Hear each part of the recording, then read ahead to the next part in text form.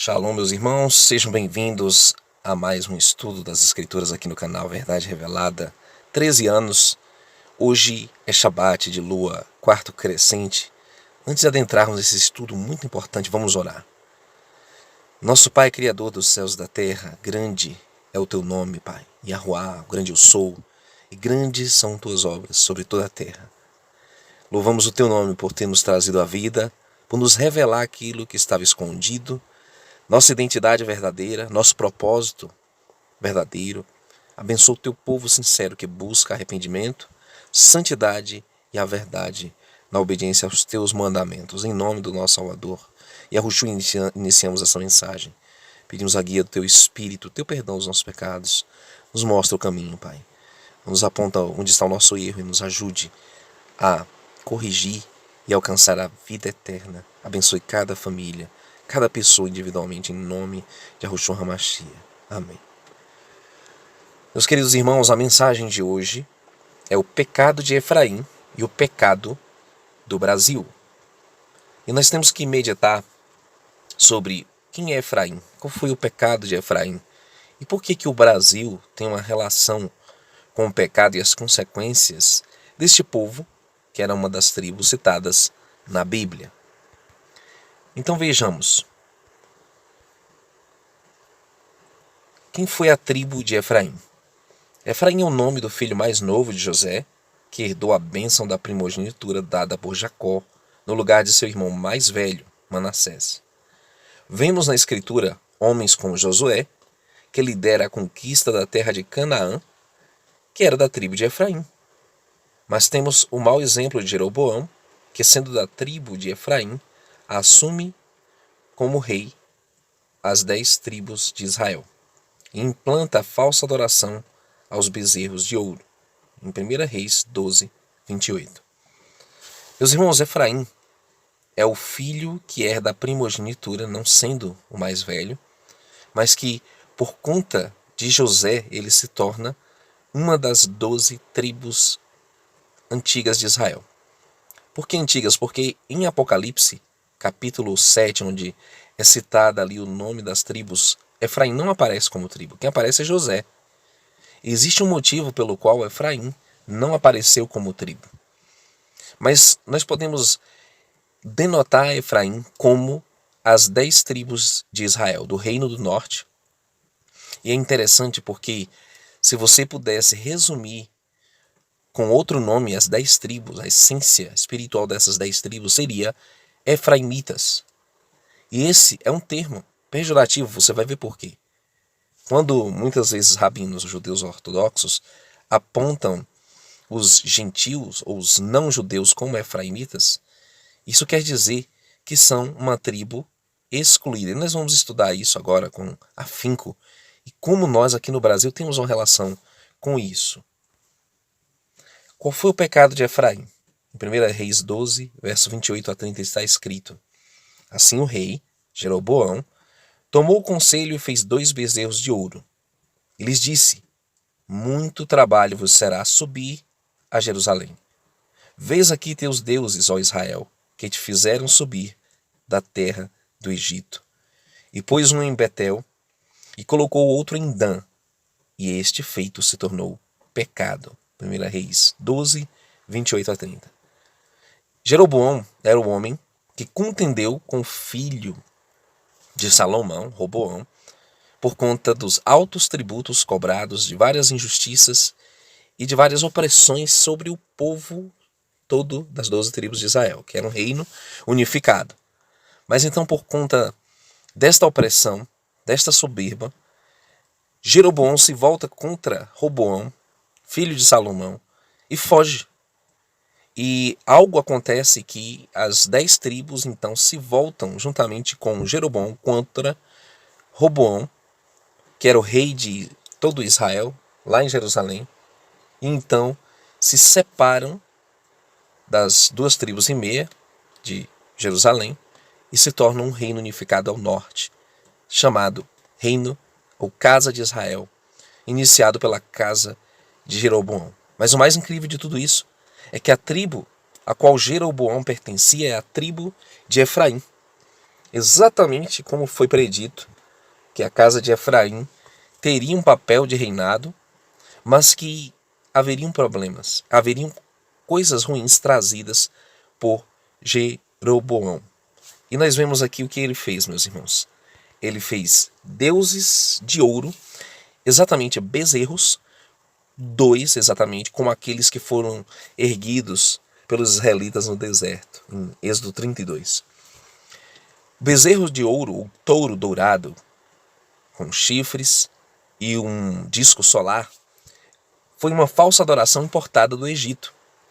Os costumes egípcios, pagãos, como uma divindade que, segundo eles, representava procriação, frutificação, representava ali para eles o sol, adotando um ídolo pagão abominável que se contrapõe ao Criador dos céus e da terra, que é o verdadeiro doador da vida, aquele que dá o pão, que faz brotar a vida, que faz os homens se multiplicarem. Então, meus irmãos, este Jeroboão não só fez pecar todo Israel, como também era um homem movido pelos prazeres carnais do seu coração. Ele mudou a adoração verdadeira do Criador, seguia simplesmente aquilo que ele tinha imaginado no seu coração. Alterou a data da festa da Páscoa do primeiro para o 8º mês, o 15º dia do 8º mês. Fazia essas festas, sacrificava a esses bezerros de ouro. Também estabeleceu sacerdotes dos altos que fizera. E tudo o que tinha imaginado no seu coração. E fez a festa aos filhos de Israel e sacrificou no altar, queimando incenso. Uma falsa adoração foi desenvolvida, embora dissesse que era ao Deus de Israel. E era um falso Deus, aqueles que eles estavam adorando, embora direcionassem aquele culto ao Criador. Não é a mesma coisa que acontece hoje. As pessoas direcionam o culto ao Criador, até dizendo que é o Deus de Israel, mas então adoram diversas divindades, até femininas, e fazem imagens de escultura e tornam em ídolos tudo aquilo que imaginam no seu coração. Hoje no Brasil nós temos como ídolos não só santos, padroeiros, mas também políticos, jogadores de futebol, artistas, até estrangeiros que vêm ao Brasil se tornam ídolos. O pecado de Efraim está incrustado no povo brasileiro, nas tradições, e não é por coincidência, meus irmãos. Nós vamos ver isso. Então o que aconteceu? Qual a consequência do pecado de Efraim? Também o Altíssimo ferirá Israel como se agita a cana nas águas, e arrancará Israel desta boa terra que tinha dado aos seus pais, e o espalhará para além do rio, porquanto fizeram os seus ídolos, provocando o Altíssimo a ira. 1 Reis 14:15. Então, meus irmãos, o Altíssimo, ele sacudiu a casa de Israel, então. No ano 700, mais ou menos, eles foram atacados pelos assírios e então levados em cativeiro. Se espalharam pela África, Europa, até o Novo Mundo, até as Américas vieram, fugidos de Portugal e Espanha por causa da Inquisição, e se abrigaram aqui no Brasil. Muitos dos brasileiros, dos nossos ancestrais, que chegaram aqui, tinham ascendência hebraica.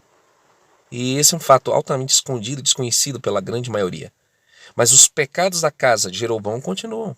Os pecados da casa de Israel continuam no Brasil e em tantas outras partes do mundo para a qual os efraimitas fugiram. Que englobamos ali as 10 tribos de Israel que se foram no cativeiro. Será que esse seria o fim da tribo de Efraim, meus irmãos? Efraim está entregue aos ídolos. Deixa-o. Oséias 4:17. Um grande problema, meus irmãos, a ser vencido é a vaidade, a soberba, o ego. Tudo pode se tornar um ídolo. Qualquer coisa que ocupe na nossa vida o lugar que pertence somente ao Criador se torna um ídolo. Nós devemos atentar sobre os erros passados de Jeroboão na casa de Israel e observar, meus irmãos, o que nós estamos seguindo realmente. Nós vemos muitos evangélicos, muitos católicos também, numa hype de sonhos e visões e de anunciar coisas que o Criador nunca falou. Falam da imaginação do seu coração. E a própria imaginação do coração, meus irmãos, é um ídolo. Quando se coloca como lei, como revelação, aquilo que o Criador nunca falou, contrariando muitas vezes os mandamentos que estão na palavra, na forma de se adorar, na forma de oferecer o culto ao Criador, na forma de guardar os dias santos, na forma de guardar o culto verdadeiro, adulterando aquilo que está na lei, que está na instrução, mudando o calendário do Criador ao seu bel prazer. E é isso que está acontecendo hoje, meus irmãos. Mesmo o judaísmo messiânico segue um calendário que não é o calendário do Criador, seguindo um calendário babilônico, pagão, idólatra, como é o calendário gregoriano, seguindo muitas vezes a forma de adorar pagã, que não vem do Criador, meus irmãos, com ostentação, com danças, com símbolos pagãos, com toda sorte de abominações que o Criador nunca pediu que fosse feito. Mas qual é a esperança, meus irmãos? Qual é o caminho para longe de toda essa idolatria e essa apostasia? A promessa da restauração de Israel.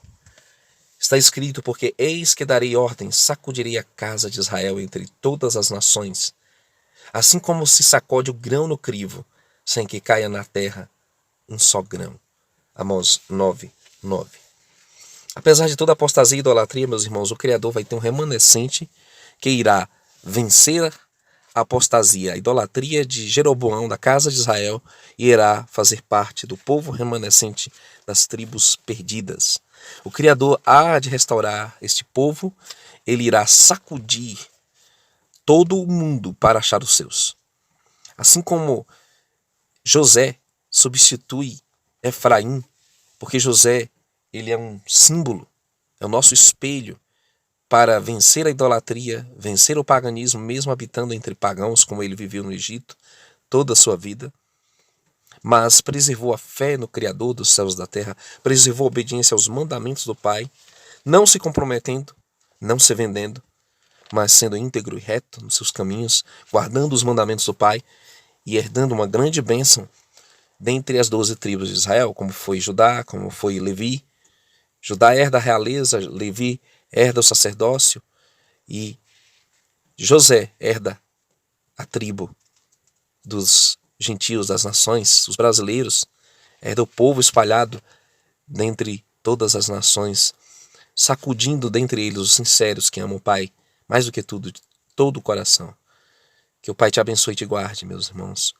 Nós possamos permanecer firmes ao legado, ao chamado que temos da restauração das duas casas, a casa de Efraim, a casa de Israel, voltando junto com os fiéis de Judá, a casa do Pai. Shalom. Que o Criador abençoe cada um nesse dia.